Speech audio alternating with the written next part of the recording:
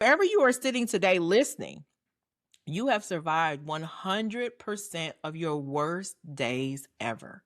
Mhm. Every bad day that you've had, every scary situation that you don't know how you were going to overcome it. Today, you Yep. got 100% track record of surviving that stuff.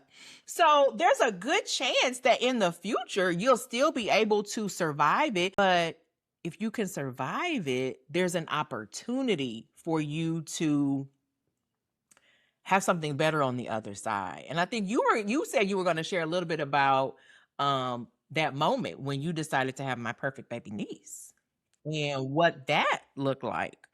And I think this is a perfect example of, going back to our quote, like not having 100% certainty because they did not give your girl 100% certainty, but we got the 100% perfect baby niece that I So, my husband and I did IVF multiple times over probably a 10 or 12-year period, and it didn't work.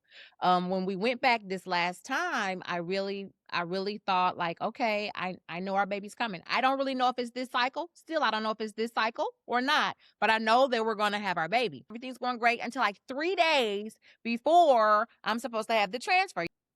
And so I'm like, "What do you mean there's this problem?" So like, "Hey, there's a little fluid in there, and we don't always want to put the embryo in with the fluid." And I said, "Well, what are our options?" And my doctor was like, "Well, we could just, do another cycle, like not do this one and wait a few weeks and then do a cycle."